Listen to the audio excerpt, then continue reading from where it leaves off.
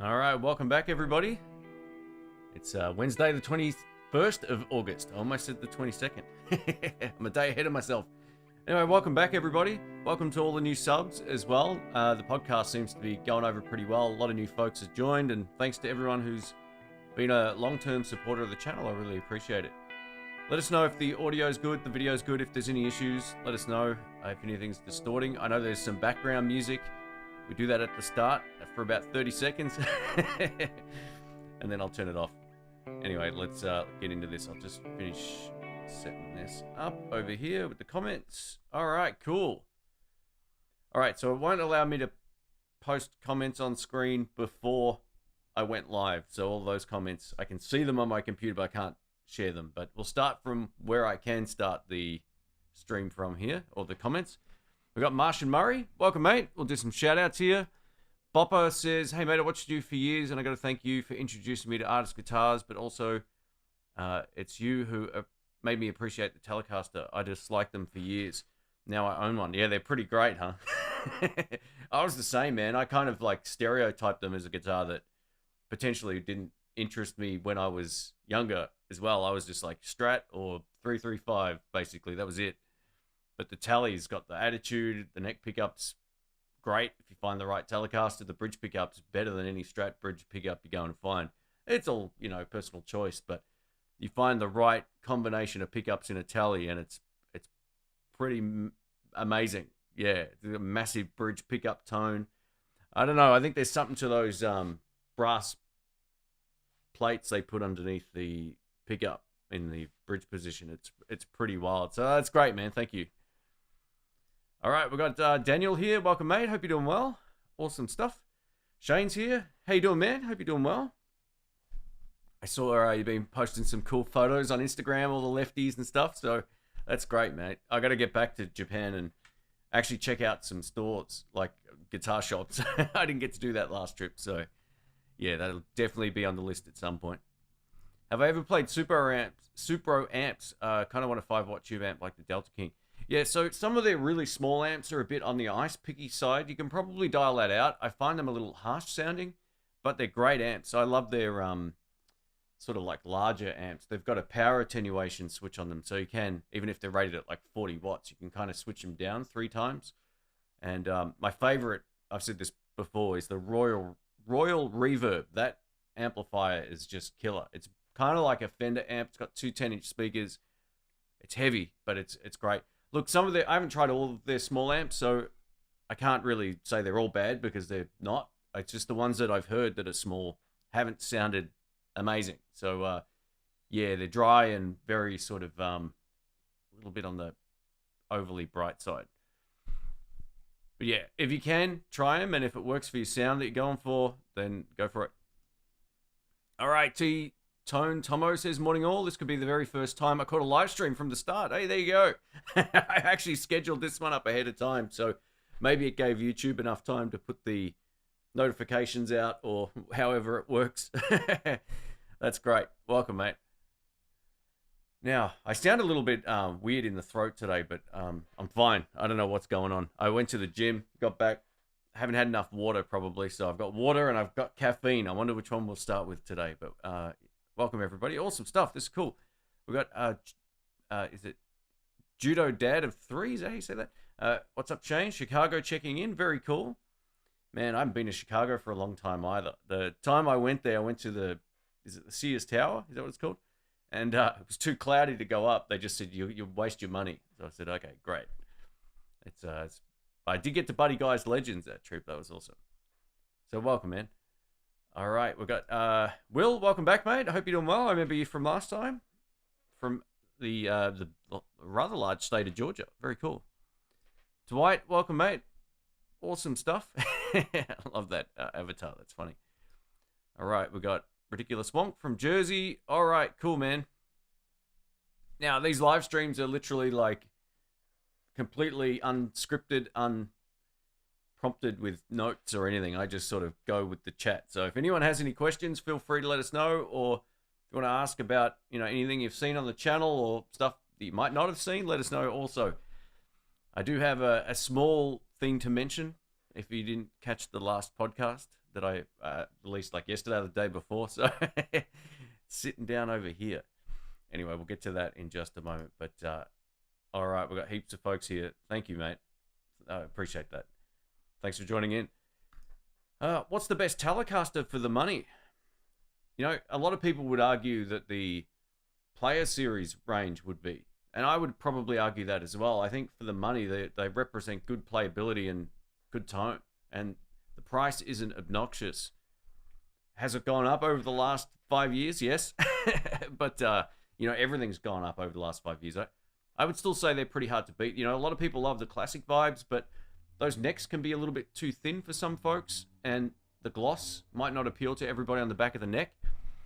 So you'd sort of be hard pressed to go past the Made in Mexico kind of like Player Series, or even the old, they used to call them like standards or something back in the day. I can't remember what they were called now, but yeah, if you can find a used one, you'll be able to save yourself a few bucks. They're basically the same guitar, you know, every few years, every year or more now, Fender release a new range of Teles and Strats. They're kind of the same, right? There's small refinements here and there, and the colors are finally getting a little bit different as well, but I don't think you'd be too unhappy with like a Player Series. The only thing that some people have problems with the Made in Mexico stuff, and I've had this with their Strats, is the switches can go bad a little sooner. But I think tone-wise and playability-wise, they're great. All right. Shane says, you finally visited a left-handed guitar shop this week in Tokyo. Oh, awesome, man. I'm gonna have to do that at some point. I tell you what, when I was in Osaka a few months back, I was overwhelmed by how busy that city was and how big it was. We were staying in a little bit of a town further out, and it was great. And then we walked all the way into the city. It was about 10 kilometers.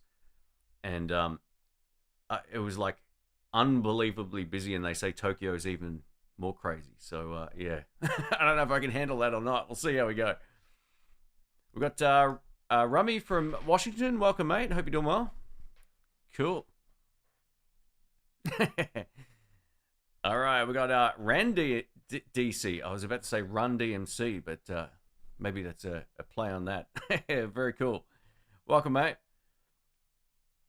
All right, so it's what time is it here? 10:37. So we're on time. We started at the right time here. Have I ever tried a Tele bridge pickup in a Strat bridge position? Not personally, no. Most of the Strat sort of guitar, I know you can get like 3 pickup sort of like the Nashville Telecaster. It's kind of like a hybrid between a Strat and a Telecaster. It's going to make it sound, well, actually the Strat bridge or the whole floating trem would definitely change some characteristic of the sound. I think the Tele bridge has got something to do with potentially how much bite that has. It could just be the pickup too, but no, I haven't actually tried it myself. That'd be an interesting thing. I don't know if all of the Tele pickups would fit in a Strat bridge position either. And being a lefty, it's hard to sometimes find lefty pickups, because if they're staggered, you kind of need them. But yeah, it'd be really interesting to try that out. All right, following up report, started singing solos, and our band did 2 Clapton numbers. I was able to nail 90% of more of the leads. Oh, well done, mate. That's awesome. Cool. It sounds like you're playing some good stuff. Not just doing the soul-destroying 80s rock cover band stuff. So, good stuff. Hey, we got Hutch here. How are you, man? Hope you're doing well. Thanks for your kind words on my podcast comment as well. Appreciate that. Hope you're doing well over there. Marcelo, sorry. Have you ever done comparisons of slow watt amps? I don't know. I don't know what they are. I don't think so. Slow watt amps. Or is it, if it's meant to say low watt amps? I've done some of those videos over the years, but if that's a brand, I'm unfamiliar with that one. Yeah, just let me know a little bit more about that. I'm not too sure, but welcome. I think Fender and other dealers have been giving 10% off the new Player 2s. Well, there you go. You know, I think, you know, the word around the campfire with Fender is they sort of like they sold a lot over the last few years with all the stuff that was going on, and then I think they may have ramped the price up too much. So it's good that they're dropping the price on some of that. That's a great deal. Do I have any of my artist guitars still? No.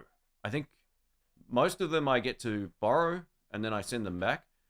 And the ones that I kept, I wasn't using, so I did move those on. I moved them on actually before I moved to, I think, the last house. So yeah, if you've seen my studio over the last few years, it was when I was living at that.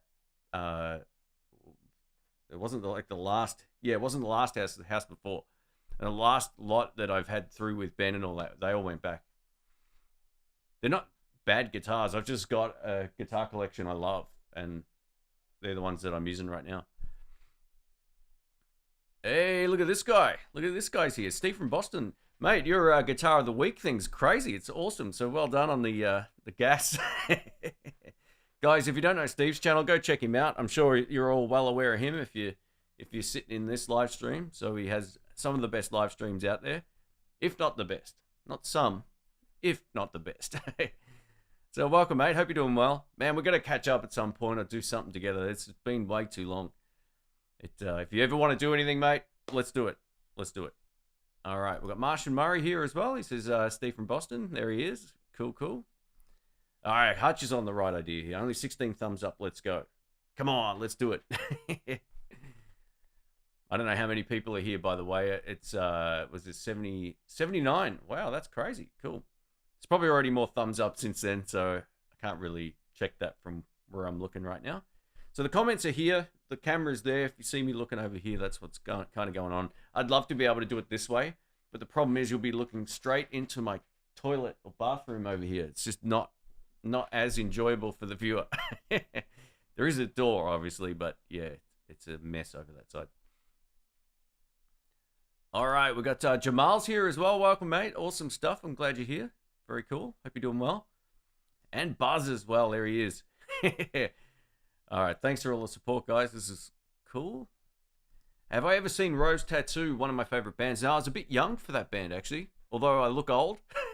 I don't know how old I look, actually, but now they were sort of like I think they were big in the 80s, and I was like a kid. So, no, I know of them, but yeah, I've never seen them live, unfortunately. I didn't really start getting into live shows until like around my late teens, early 20s, and I don't go to lots of them either. I'm not a huge fan of like really crowded rooms and massive events. I don't mind it every now and then, but yeah, I don't love that atmosphere. It can be fun sometimes, but if it's just a smaller room full of people, it's not something that I enjoy that much. But yeah, they've definitely got some great tunes there. All right, cool. Wow, still over 100 in Texas. Far out, man. That's crazy. Ed R. from Texas as well. Welcome, mate. Home of Johnny and Edgar Winter. Absolutely. Sorry if you can hear a bit of traffic noise today. There's something going on out there. All right, cool, man. Steve from Boston is a really good guitarist. I totally agree. He's great. He's got all the chops, all the fancy tricks. It's awesome. Oh, you meant to say low watt. Yeah, I have done some shootouts with like Vox amps and a few others. This was going back like maybe 8 or 9 years ago. I don't tend to do... Actually, I did a practice amplifier video a little while back, which had a lot of desktop amps. They weren't the big combos, so that might help you out as well. But yeah, it's been a while since I've done like a big comparison between them. It might be something I do a bit later in the year. It's been probably a while since I've done like one of those sort of traditional shootout videos. But speaking of which, I do have some shootout videos coming up between sort of like larger combos, and we'll get to that in just a moment.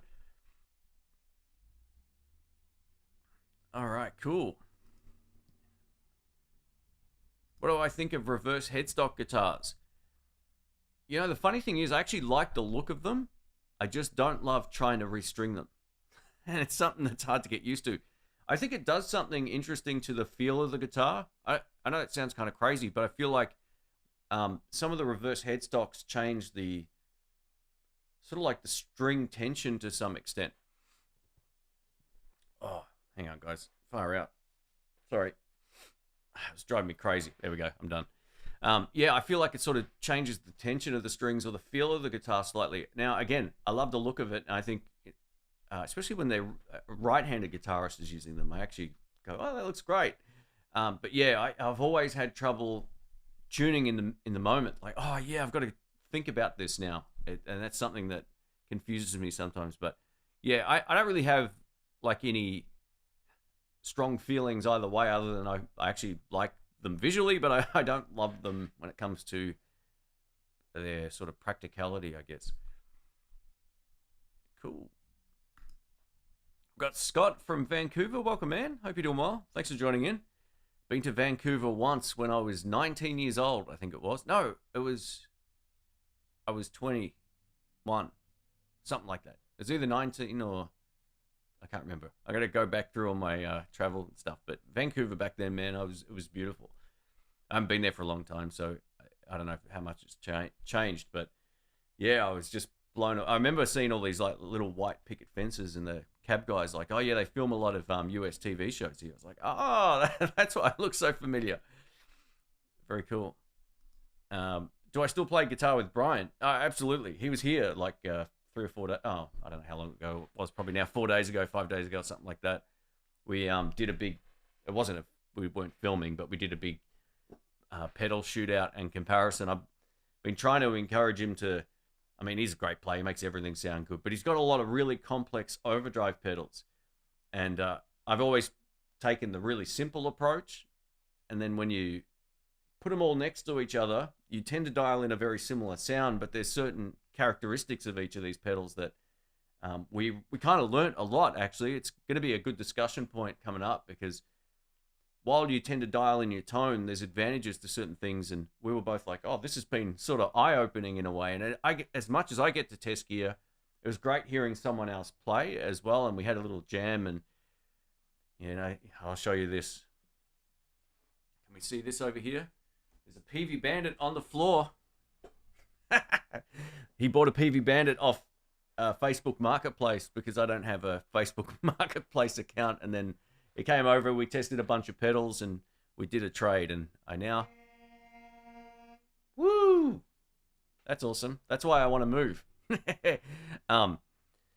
Yeah, I ended up with this PV Bandit. It's in mint condition. The video will be coming up pretty soon, and so the short answer is yes, we did a gig together like 2 weeks ago, and yeah, he's an absolute beast of a guitar player. I told him a few people have been asking about him doing more stuff on the channel, so we're going to organize a bit of a jam, and maybe at the store or something like that, and do one of those live sessions coming up. I was supposed to do that this month, and this month's kind of slipped away, but yeah. Was emo ever big in Australia? Get Up Kids, American Football, Promise Ring. Yeah, I mean, I remember when I was a kid, a lot of, well, not a kid, but, you know, when I was in my teens and early 20s or whatever, I used to see a lot of people decked out in the emo kind of look. But I don't see too much of that anymore. It's been a long time. So, yeah, I would say probably more so back in the day. But American football, it's not really a prominent sport here, if that's what you're asking as well. But, yeah, we've got our own version of football, but it's a very different game. Everyone tends to watch the Super Bowl. I think that gets put out everywhere. If that's a name of a band, by the way, I apologize. All right. Mr. Orange County says the new artist strats are killing it. Stainless steel frets, hand wound pickups, nitro relic body locking tuners, roasted maple neck for $599. Yeah, well there you go. I mean that exactly. You get all of that for less, and the stainless steel frets is one of the best upgrade. Yeah, I totally forgot about those before. But they're great guitars. One of my friends bought the Skylar, and it's arguably the best sounding guitar he has. And if he pops up in the chat here, I'll give him a shout out. But yeah, that thing sounds unbelievable. And I haven't tried them all, but well, because I'm a lefty, but I'll get my hands on them hopefully at some point. But yeah, they're great guitars. Absolutely, value for money wise, they're pretty hard to beat. It's basically half the price of a Player Series, and you get stainless steel frets. So, which means for those who don't know, you never, as long as they're fine to play, you're never going to have to do a fret job. They're never going to go crusty. It's a massive upgrade for any guitar. And anytime I need a fret job, like if I have to get, you know, the frets sort of leveled out or whatever you call it, like dressed, I'll end up having them replaced because it's just a better long-term decision if I love the guitar. I'm going to do the same thing on my Strat when that time comes to get the frets looked at or shaved down so they're all even again. I'm just going to basically get rid of the frets and have stainless steel put in. So it's you know, that alone in Australia is probably $550. I don't know how much it costs now, but back in the day it cost me a lot. All right, hey, Matty K here. Welcome, man. Hope you're doing well. Saying hi to everybody. Awesome stuff. Thanks for all your support, mate. I appreciate it. Thanks for joining in. What size picks do I use from Fast Eddie? I do use the chicken picks. This one. Is this going to work? There it is. 2.6 millimeter chicken picks. I've had these for a long time, and I'm still using them. Everybody goes, what's the white picks you always use? And it's those. So back in the day, they sent out a handful of them to the channel for me to test out. I'm not sponsored by them. They sent out like 3 or 4 different types, and I've still got almost all of them. I did mail off a few to a few different people as thank yous and stuff, but yeah, they're awesome. They feel so good to play, and 2.6 millimeters sounds crazy if you're used to playing like a 1 millimeter Jim Dunlop, but these kill those picks. For me, anyway. It makes it a lot more fun.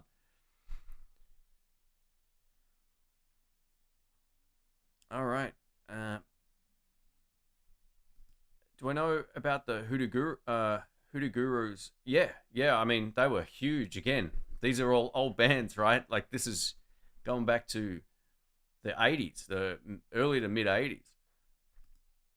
I haven't seen them live, but yeah, I used to listen to their stuff in high school, which was the 90s actually. So they're probably still popular, maybe in the part of the way through the 90s. I was probably still listening to them, but yeah, cool band. All right, Shane says the Tokyo Fender store had a lefty custom shop Strat, but they won't let you take pictures. Why not? That's insane. What, just in the shop in general, you mean, or just of that guitar? That's crazy. All right, T-Tone Tomo says, check out the artist guitars recently. They have a double cutaway single P90 axe available for pre-order. Let's take a look here. Let's have a look. I'll have a look. All right, let's go. Artist guitars. I might be able to share this with everybody. One sec. Do you know what it's double cutaway? Oh, let's try thin line and see what comes up. Oh, okay. Double cutaway. Yeah, I don't see that one on here, but yeah, let us know the model. I'll take a look. I got the website fired up over here. All right. Whenever you make it to Houston, I have to take you to the Continental Club. Great venue for a concert. Oh, that'd be awesome, mate. Yeah. Hopefully if all goes well, it'll be next year. I've got a few things I need to sort out before then. But yeah, that'd be great. I also have to go to Southpaw Guitars. I was going to go last time, but it just didn't work out, unfortunately. The car we rented had like this progressively, what do you call it, like a slow leak tire.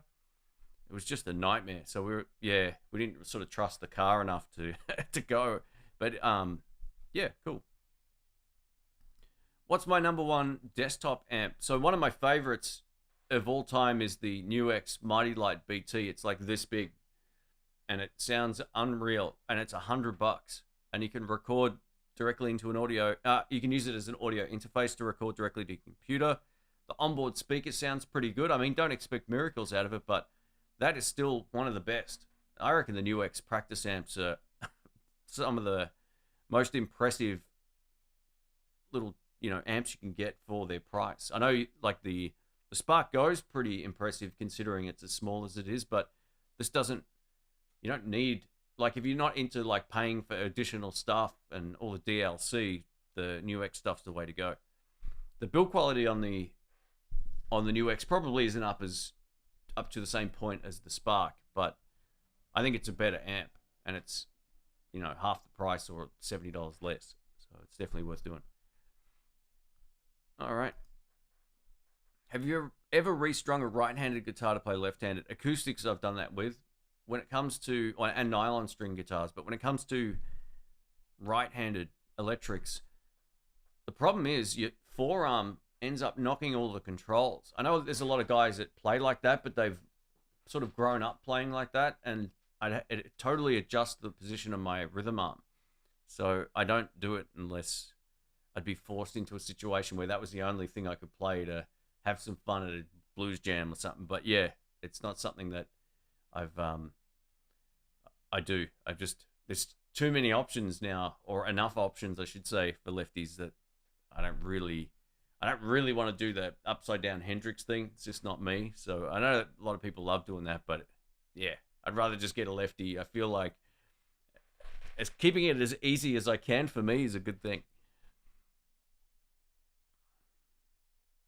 Paul Webster says, recently ripped apart a classic vibe Tele, been debating making it a single pickup P90, possibly controversial, but wanted to try a single pickup guitar as lefty options are limited. Yeah, there's nothing wrong with doing that, man. Yeah, you'll just have to, I guess, find like a scratch plate thing that will fit that, right, for that guitar. I'm sure you'll be able to do it, but yeah, a lefty single P90. Yeah, that'd be interesting to find. See if you can find that actual scratch plate before you start ripping things apart. But if you've already found it, then you're laughing. I just wouldn't want that cavity sitting there. Very cool. All right, we're going to crack open some caffeine here, guys. That's how we do it. Oh, how's this? I got these really cheesy sound effects. Oh, I've missed my moment now. I don't know where they've gone. But anyway, it allows you to add effects. Where'd it go? Oh, well, it's gone. Anyway, doesn't matter.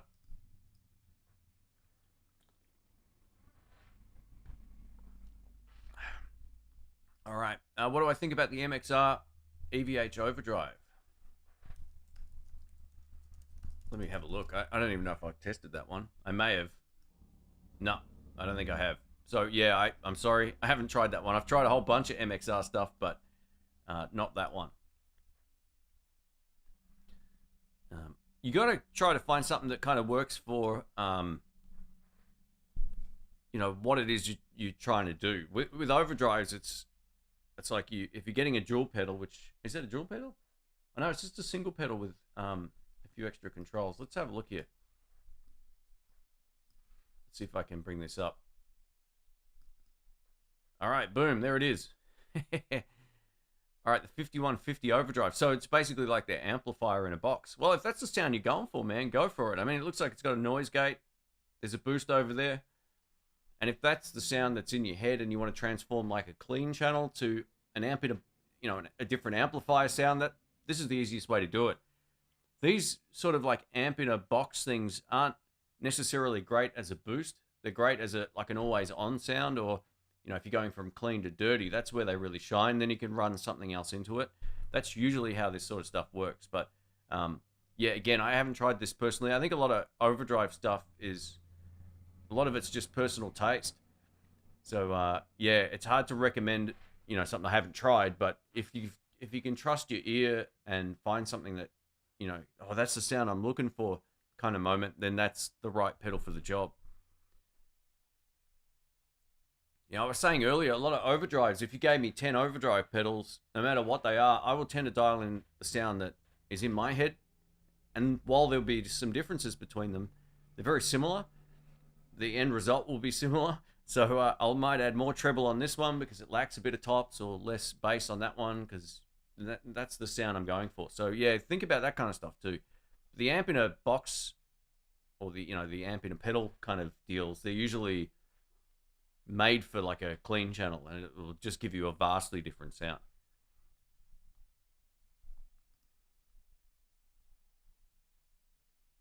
Oh, there we go. Yeah, I thought that might be the case. All right, sorry about that. Yeah, I wasn't sure, man. Hey, we've got Eddie here. Welcome, mate. Hope you're doing well. Thanks for the support. All right, I think we've got a super chat. Oh, matey K, far out, dude. Okay, Shane, confession time. What's my favorite guitar of all time and what's my favorite amp? Cheers for all you do. So I've had a few favorite guitars that I've never owned. And some of this can be like mood based, right? My favorite one that I've got here at the house is my Kiesel. That one with the 24 frets and the F hole is unbelievable. Like, that guitar is pretty much exactly what I was looking for. But I gotta say, when I was at Jerry's Lefty Guitars a little while ago, this was the trip I think prior to the one I just took.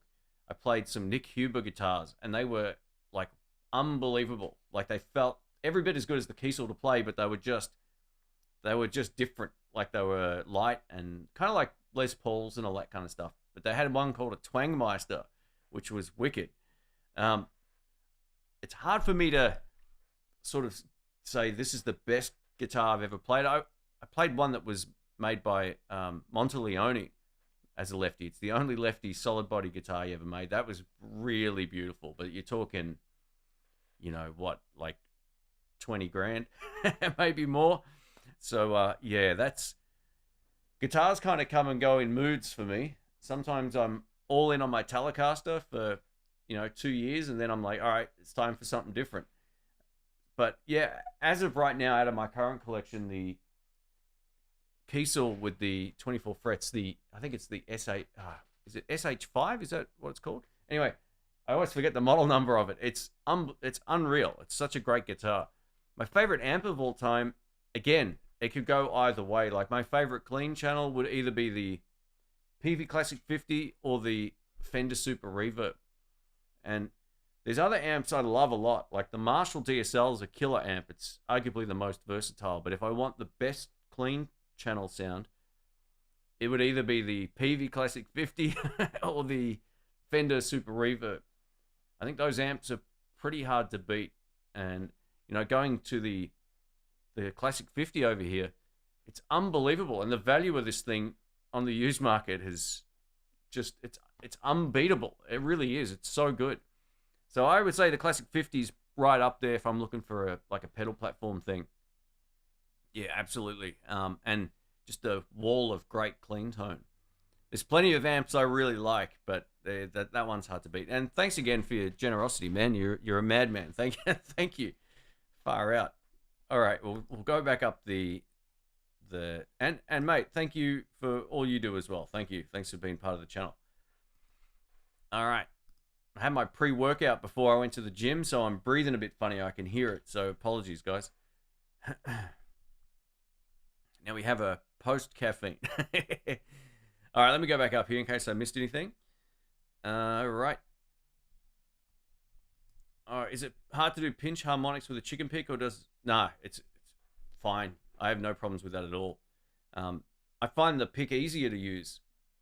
Generally, you kind of like don't have to try as hard with it, and you get a nice big clacky sound. So yeah, give them a go. See what you think. I think they're great. I don't get kickbacks from chicken picks or anything like that. I just use them because I like them. They feel great. But yeah, I think it's actually improved my ability to sort of pick a little faster. Do those sort of runs up the neck. It just makes it a little bit easier, or flows a little bit better.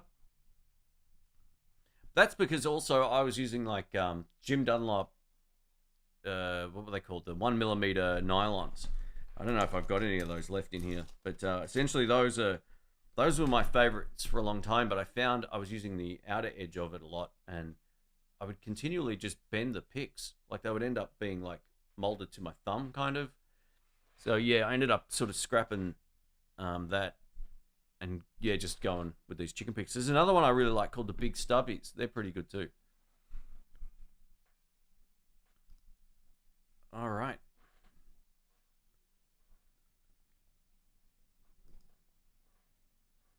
Yeah, I think the Yamaha's a great amp. Absolutely. I've reviewed that. I think, look, if you can afford that one, it's great. And you get almost like a produced guitar track sound. They're really good. Do I own any guitars that you're afraid to take out and jam with because they cost too much? No. No, I wouldn't let a guitar sit under the bed. I think that's pointless unless you're doing it for like investment sake or something. I'm not that sort of guy. If you know anything that sits around goes. I don't care if it's. Look, there'll be certain guitars I used to not want to take somewhere.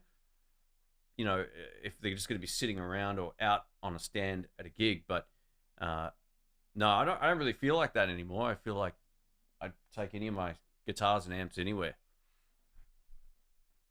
Yeah, I don't know. I'm not a big fan of like, you know, just leaving guitars on under the bed, on the wall, or in the cupboard, whatever you want to call it. It just doesn't make any sense. And yeah, if you've invested in something that you love playing or that you love in your collection, why would you not want to use it? All right.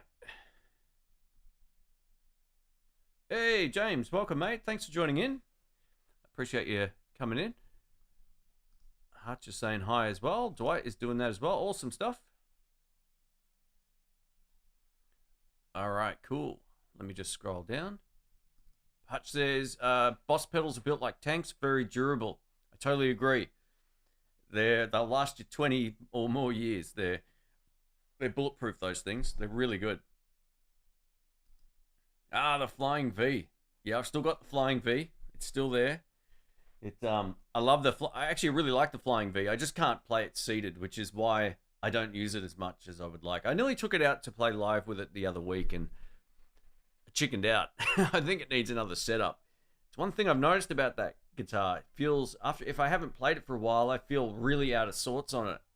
It's the only one that gives me that sort of sensation. But once I sort of get used to the feel and I start playing it a bit more, I'm okay. But if I go from the Kiesel to that, or even the Tokai, it's like the neck's a bit thinner and there's the joining. I've got all these like visual cues on guitars where I look down and know sort of where I am. But the V's one, it's like an SG. They meet differently at the body, and I have to think about it a little bit more initially. But yeah, man, I mean the tone of that thing, the burst buckers are friggin' awesome. Yeah, the Vibro Verbs are great amps as well. They're really good.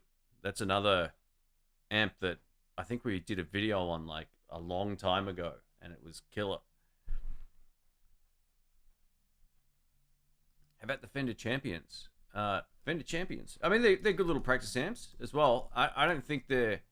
It depends what you're looking for, right? Like if you're looking for something small that you can leave on a desk, the Champion amps aren't really that. But if you're looking for, you know, more of a traditional amp combo, they're fine.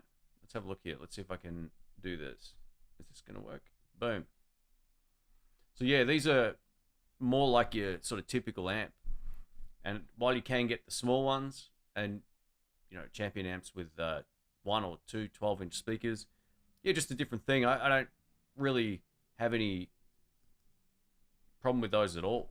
They're great little amps.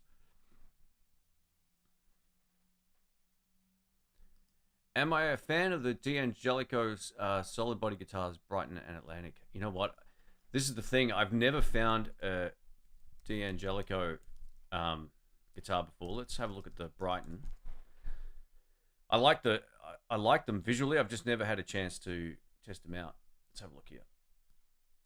Oh man, this Ecamm thing's killing me. I can't. How do we do this? All right, here we go. Cool. I mean, yeah, they look great, right? They kind of remind me of what do they look like? Oh, they look maybe like an old Ibanez or something. They look great. I mean, this one looks really cool. It's got a very Western kind of vibe going on. Like your old school sort of country and Western kind of colors. And I really like the scratch plate there. Yeah, I mean, they look great. I haven't tried any D'Angelico guitars. Occasionally, I get emails about, oh, you want to test this? I'm like, yeah, sure. Oh, I'm left-handed. Oh, we don't have them. So, you know, that's how that goes. But yeah, if I ever get a chance to play one of those, I definitely will. What do you think about the multi-effects into...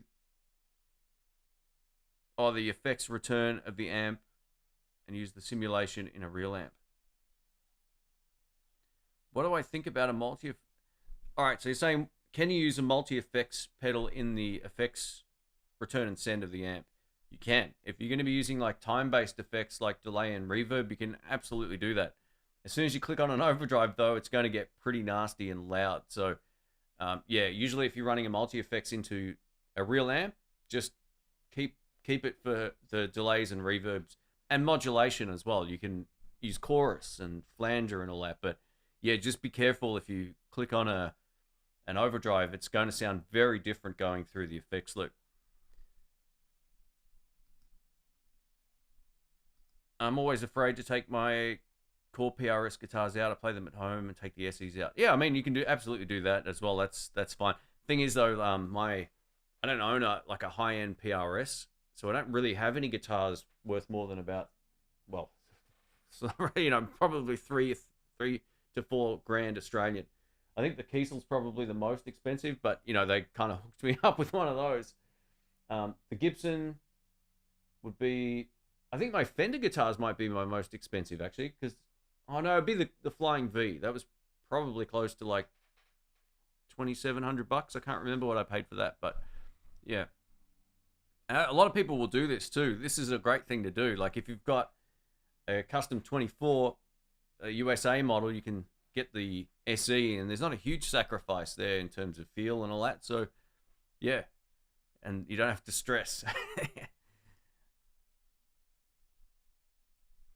Yeah, Matty K says if it's there, it's meant to be played. I agree with that, mate. I don't like to just leave stuff in the cupboard. I just don't understand that. It can be fun to have a lot of guitars, but then you've got to deal with having the space. You always recover some space, which is good. I'm feeling a bit like that with the amps right now. I've got potentially one too many amps, maybe two. So I'll probably be flipping a few that I'm not using. What's the easiest delay pedal to dial in? I use my Boss DM2W. It's a bit sensitive. Yeah, I agree with that one. The DM2W is a great pedal, but it is quite tricky to dial in. I would say just get an analog delay with 3 I mean, that is that, right? But the one that I like to use is from, I think he's pronounced it Chicalis Audio Works. But with the exception of that one, which is really tricky, like Maxon make good ones, Ibanez make great simple analog delays. I would check out some of those. They're probably the easiest to find, and they're like pink or red, some color in between that. I can't remember the model number, but I think it's like a yeah, just check out like Maxon analog delay pedals and you'll see them come up. They've got different sizes and all that kind of stuff as well. I would say go to that. My friend's got one of these, and I remember sitting with him trying to dial it in, and eventually he found a sound he liked. I think we put some like dots where the controls go, and that's it. But I agree, they can be a little bit temperamental, those ones. They can sound great though. They're really good. Have I ever played through a Fender Bandmaster amp? I have. Yeah, they're loud and bright. My friend Rick had one of those for a few months before he realized he was killing everybody. They're great amps. I mean, look, if you can get them up to the right volume, they're awesome. But yeah, they're just oh, actually, Fender Bandmaster. I might be getting confused here. If it's the Tweed one, yeah, it is this amp. Yeah, it's the one with the like 3 speakers or whatever. So yeah, they're great sounding amps, but very bright. It was my synopsis on those.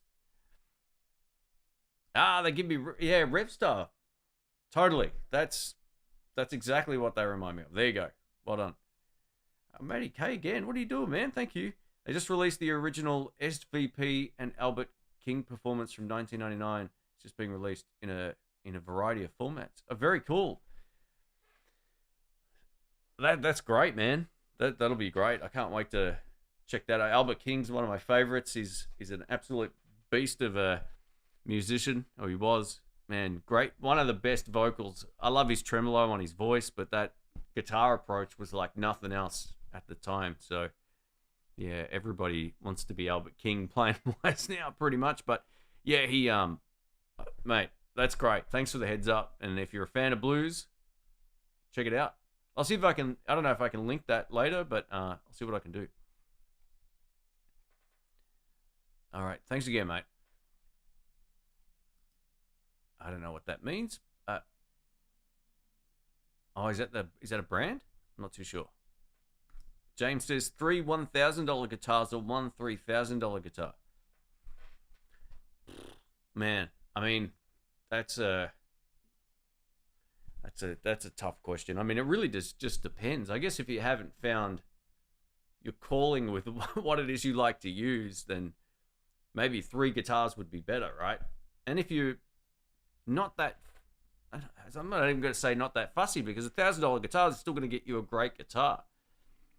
But I guess, yeah, I don't know. Maybe we can do a poll. Is there any way to do a poll?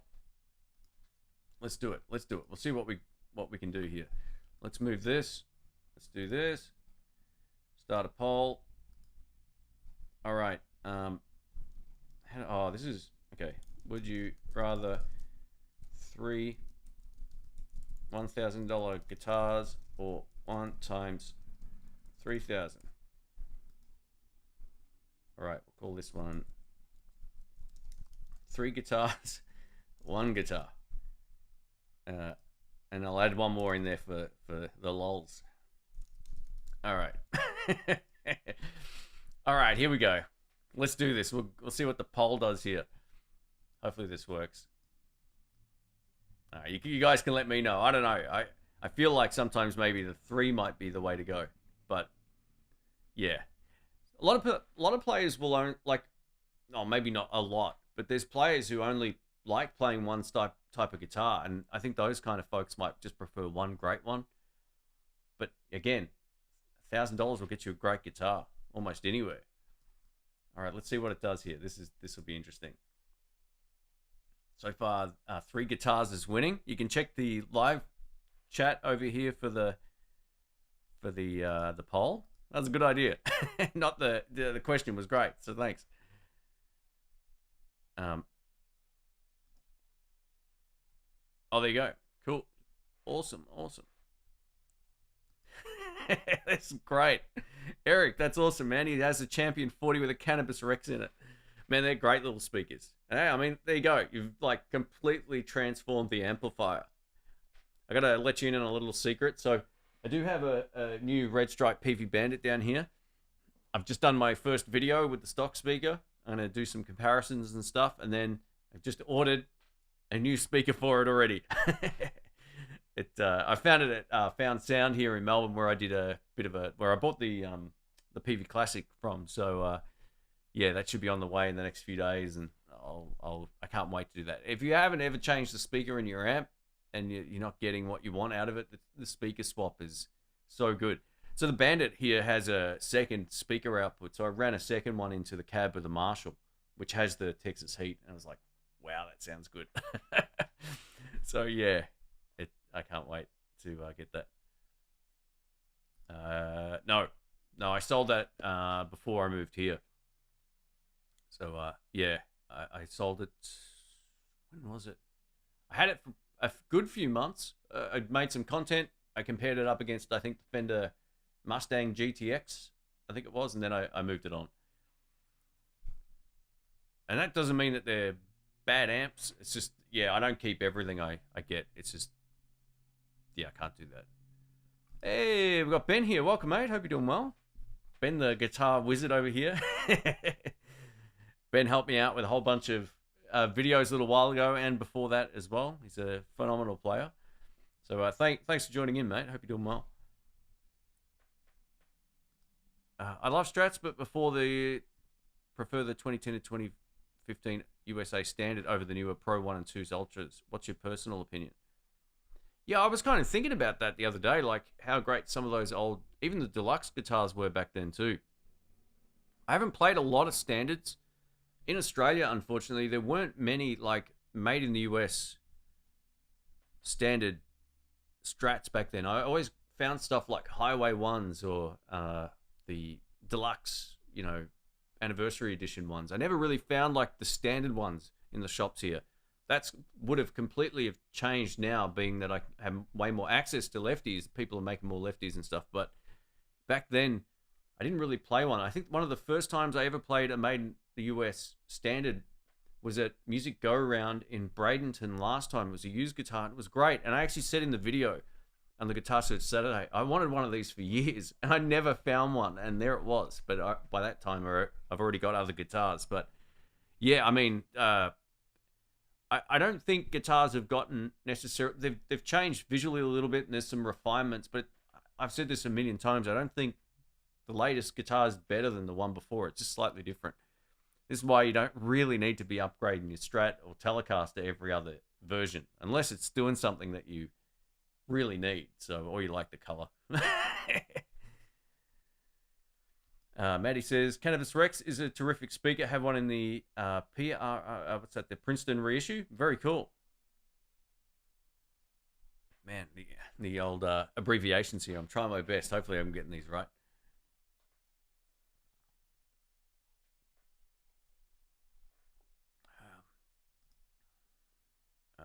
He says, is it Mando Bird 1? He says, I got rid of my Gibson style guitars, went through a wild T-style phase, and realized I missed them. Yeah. That's the thing that can happen, right? Like, a few of my friends, Dr. Rick, he goes through this thing every sort of like 2 years where he wants a Strat, and then he sells it because he doesn't use it much, and then and rinse and repeat. So, yeah, I get it. And sometimes if you at all have that sort of, I'm a bit like that too. If I sold my, I'm a good example of this too. I did exactly the same thing. I didn't have a Strat for like 3 years. I'm like, oh, I'll never play it again. I've got my Telecasters. Then I missed having a Strat. Maybe I should try it again. I'm glad I've got one now. It's a great guitar. So yeah, and anyway, the value of the artist will definitely be a good way into that. My good friend of mine bought their Gold Top again recently, and he loves it.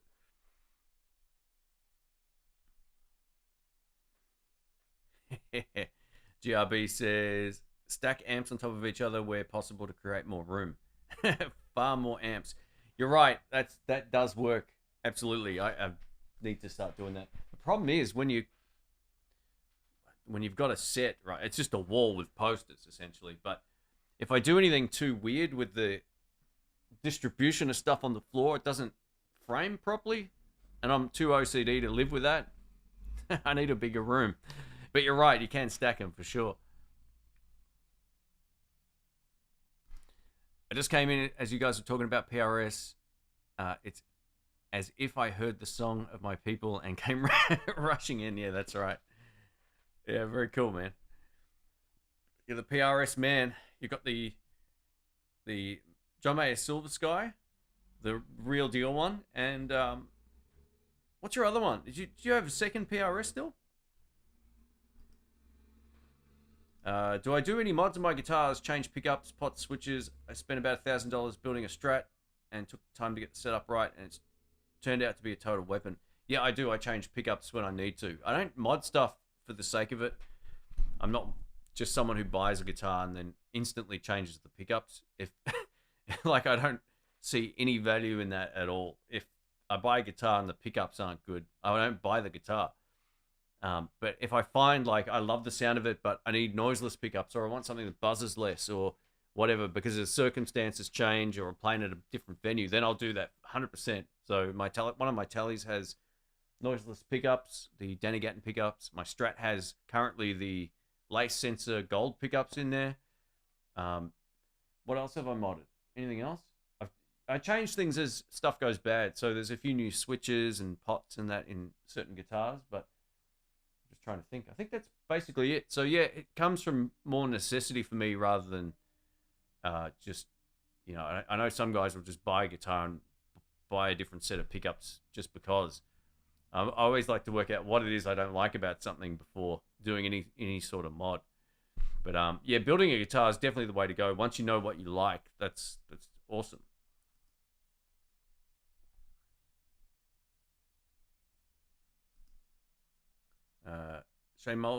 Shane made me think of what we're talking about. Favorite guitar. I love my McCarty, but it never leaves the bedroom.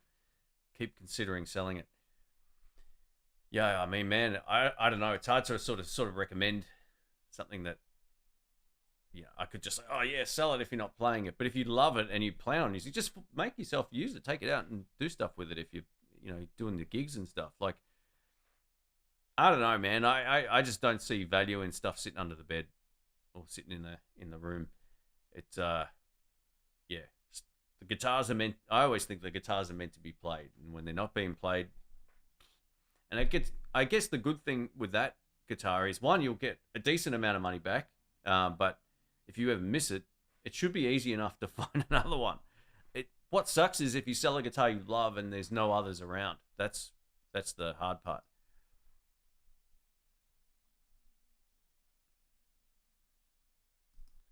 Oh, this is a classic recording. Maybe I don't know if I missed something there. Sorry. The chat doesn't show me everything, but we'll see how we go. What's the worst gig that you've ever played? What made it the worst? I've had a couple of like things go wrong, which sucks, but I'm going to be honest, the worst gig I ever did, it was almost fun. It was fun playing, but the day sucked. And that was doing one wedding. I did one wedding. It was a cover band thing. We had another singer. And I just sat in and we did like all the old classic stuff. And it was like an 8-hour day. And it paid crap. And it was a waste of my time. And I vowed I'd never be in that situation again. Like, for a couple of $100 to spend all day at some wedding of, you know, all you want to do is play music. You don't want to sit around and wait. So we had to get in there before they all came in and set up and do the sound check. And then what do you do for the next 4 hours, right? Like that was horrible. And yeah, it made me realize like how much I value writing my own songs, playing blues, improvising, having fun, and making the gig easy. Like I want to show up, play, and leave. Like I don't want to. I mean, obviously chat to everybody and stuff, but I don't want to make the day 7 hours, or not 7. It'd be like 5 hours longer than it would be normally, right? So yeah, I would say the wedding gig. I really, they were inexperienced musicians. They played everything twice as fast as they would normally, and then they were out of song. So I had to do the last set.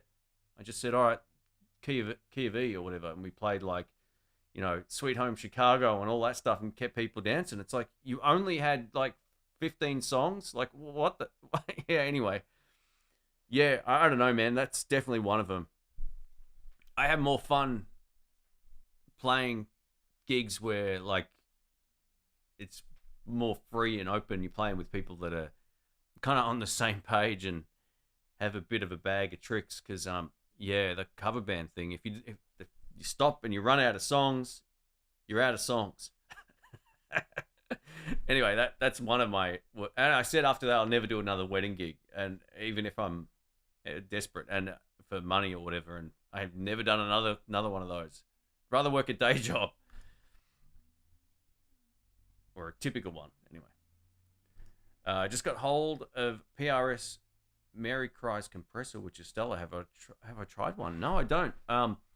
The best compressor I ever used was it's the Cali 76 from Origin Effects. That thing's a beast. It's like physically it's a beast, but it sounds and feels great. A lot of compressors do the same kind of thing, but that was the one that really stood out. There's a video of it. I borrowed this black relic Telecaster, and nearly everybody said, man, the tone is wild. Like that, you should get that guitar. But yeah, the Cali 76 is one of the best that I remember. I can't really think of too many others. I think the Keeley compressor was pretty good, like as a more budget-friendly one, but I haven't tried the PRS pedals at all, I don't think, no. All right. We'll probably just go for just over an hour today too. I got to finish up some filming. I've got a couple of guitars I can't mention right now on the go, so stay tuned for that. More guitars. Oh yeah, let's check the poll. Here we go.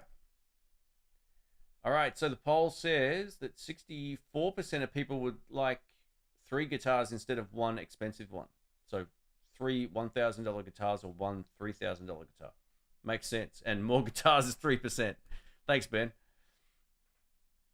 All right, cool. All right, we'll end that poll. There you go. Oh, there you go. You can see the results in the chat. That's awesome. All right. I like to record so different pickups or different sounding pickups. Sorry.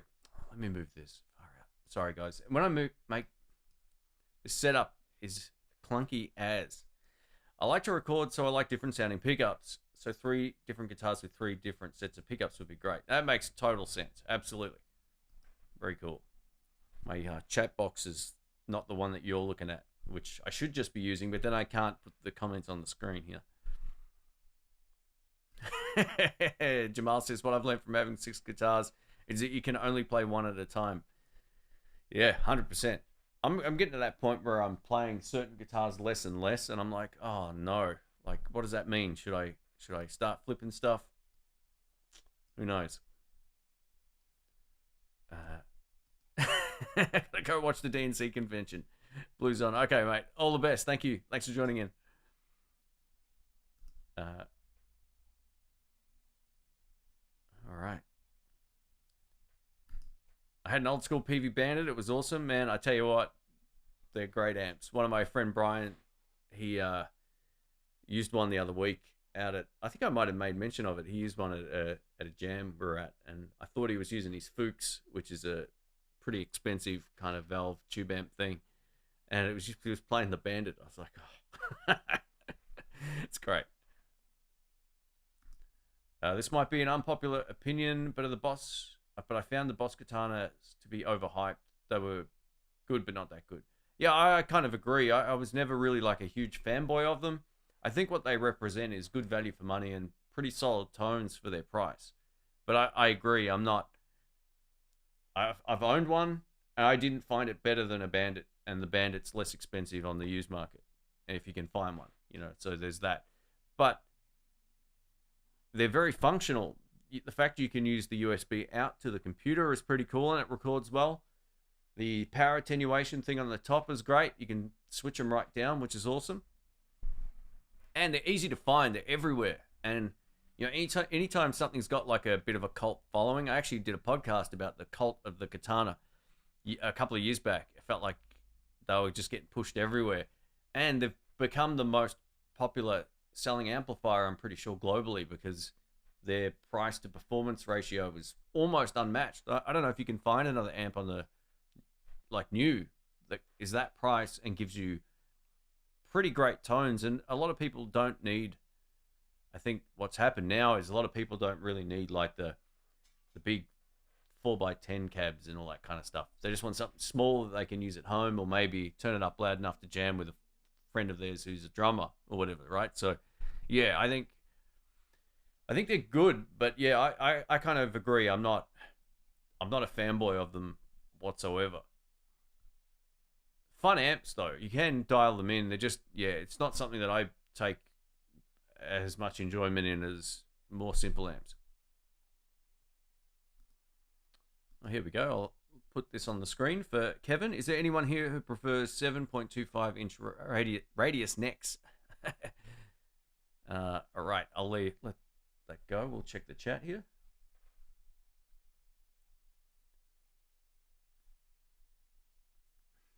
Oh, well, there you go. Yeah, if you're gonna not find another one like it, then just start using it more. That's the easy solution. Why let it sit around? Have I ever tried the Warm Audio Centavo pedal? If so, what's your opinion? And what's the difference between the gold, black, and now the white housings? Thanks. I have. They're great. I've actually got one on my second pedal board, which is kind of like for my Marshall. So I got a tuner, that Warm Audio Centavo, and the delay pedal, and that's it on that board. And it's great. If you like the sound of the Klon, it's a replica. So it gives you the same sound. It doesn't cost you $7 grand. And it looks super cool. It's a little on the large size. My only critique I had with it when I did my review was that the battery compartment, the battery's loose kind of on the inside. They needed to put a little piece of rubber in there to stop it from sort of rattling around. I was like, what the hell's wrong with this? And then I realized, oh, there's a battery in there and it's not secured. And that's probably to recreate how it was on the original Klon. I'm not too sure. But I played an original Klon not long ago, and just doing the ear test, I can't hear a difference with this thing. I think it's really good. You can check my video out. I'll link it down after, link it in the description after the video. But the Klon had a number of different variations. It was like a silver one, and I never remember seeing a black one, but it's probably slight mods or variations. I haven't kept up with the latest from them. But yeah, the one that I tested was great. It was a good pedal. It's essentially like it sounds exactly like every other sort of clone copy, but it gives you the look and it's simple. Unlike a lot of pedals that will change, they'll give you a bass control or other stuff. This sounds like it should. So if that's what you're looking for, they're good.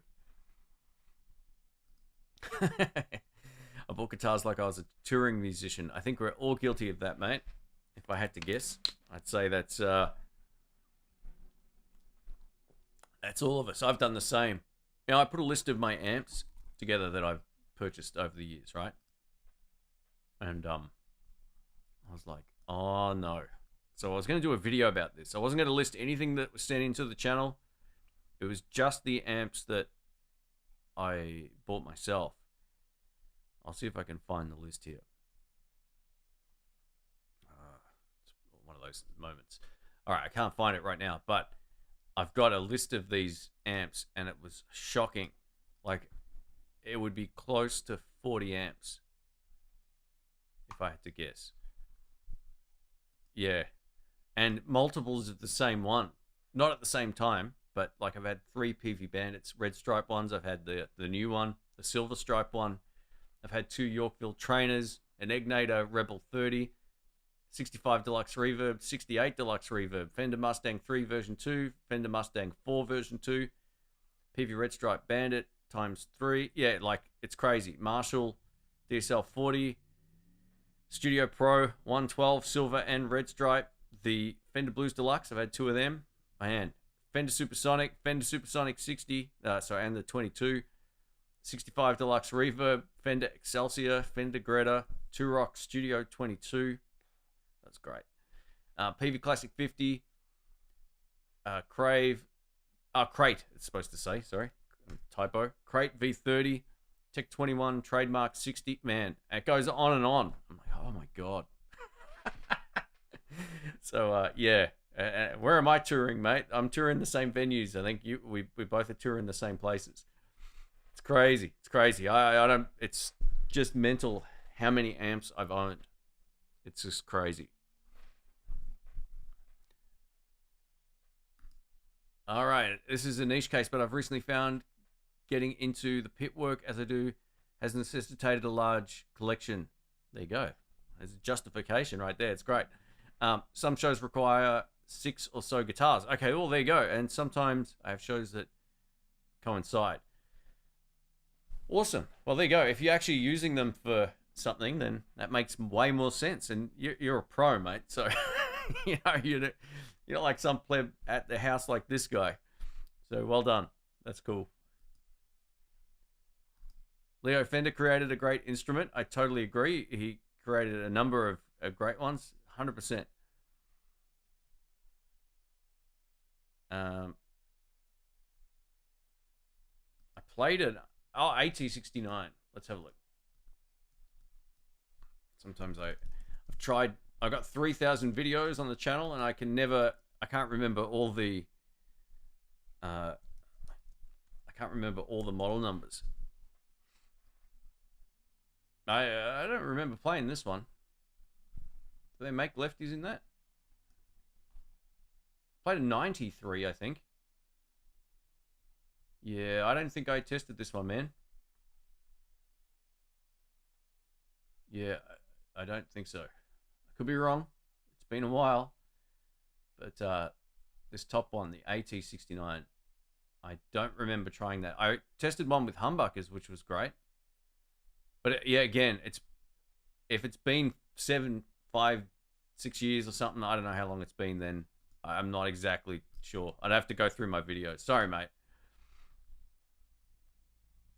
Sometimes I remember there was a period of time where I was doing so many videos, like every week, and I just would be like getting it done next, and now I don't remember everything that I've done. But yeah, actually, I'll look later on.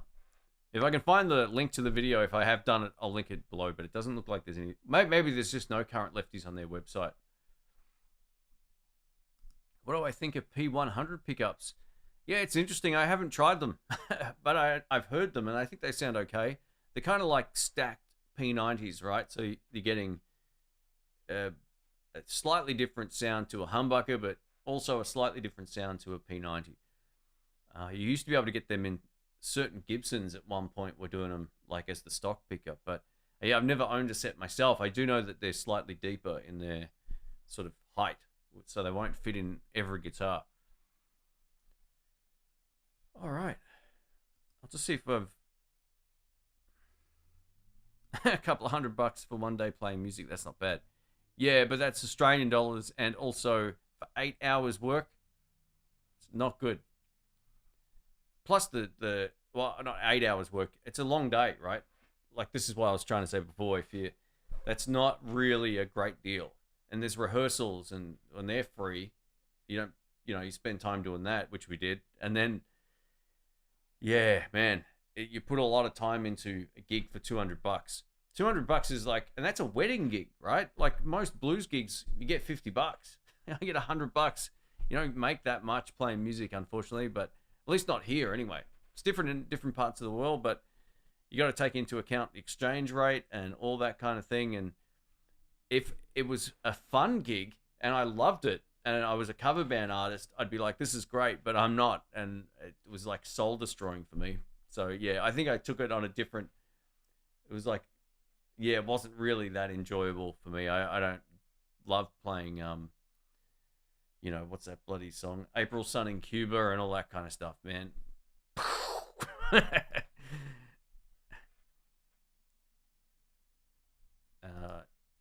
You really seem to bond with that stunning looking and sounding Ibanez guitar from your recent video. Awesome video and playing. Hey, thanks, man. Yeah, that thing was freaking awesome. I have been thinking about that, as stupid as that is. I've been like, man, see, this is the thing. I already got a Strat, so I don't really need it, but it is good. It's not only a good sounding guitar, it's like a great playing guitar. Like the feel of the neck was awesome. Really sort of like way out of their price point, those guitars. I really felt like they were pretty special. I'm still thinking about it. Who's my favorite guitarist? A lot of the guys I got on the wall back here would definitely be up there, like Clapton, Albert King. I really like Albert Collins, but the current guys, Chris Kane, I think is probably my current favorite guy who's still out there. Guy King, I've been watching a lot of his stuff. I think he's a phenomenal guitar player, just very different. Well, sort of like BB King in some ways, but then he can just bust out like the craziest chops you've ever heard. And yeah, I would say probably those two guys, if from the stuff I've been listening to a bit lately. Do I know any companies that make a strictly passive amp switcher, i.e. many heads into one cab? Yeah. Oh, you know what? I saw something about this. Oh, I think it was Andy Demos, Andy Martin. I think he did a video on one of these at some point. I can't remember what the brand was, though. Yeah, I don't remember. If I can find it, I'll link it down below. But yeah, it was just like some sort of switching system that you could, send one amp head into, or multiple amp heads into one cabinet. That exact sort of scenario. You know what? I can't remember, mate. I apologize. Buzz says he loves the Kelly 76. Man, it's a beast. Hey, there's me. That must have been the poll. All right. Yeah, Martian says 1K is the sweet spot for me on guitars. Yeah, you can get a great guitar for that price. And again, if you're shopping on the used market, you can sometimes get a great deal on something that would have been way more expensive, right?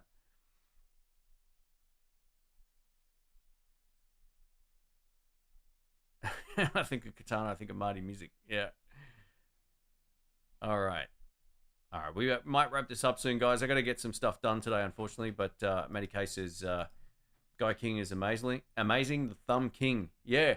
I think if I ever get a chance to interview him, I'm going to ask him, did you steal that technique off Steven Seagal? Actually, he's got a really great interview with Tim Pierce talking about his approach to playing guitar and when he first... he used to play Telecaster very much like mine, or I played one like his or whatever. And I think he even had the same pickups in his Tele. I only found these videos recently. He used to have really long hair and like cornrows or whatever they're called. And yeah, I was like, they look like Joe Barton pickups. But my first question was, did you steal that technique off Sensei Segal? Cool.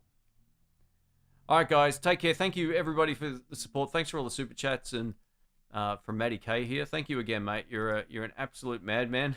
I appreciate it. Thank you, guys. Thanks for hanging out. If you haven't already, leave a thumbs up. I'll timestamp this after the fact as well, and we'll do another one of these coming up soon.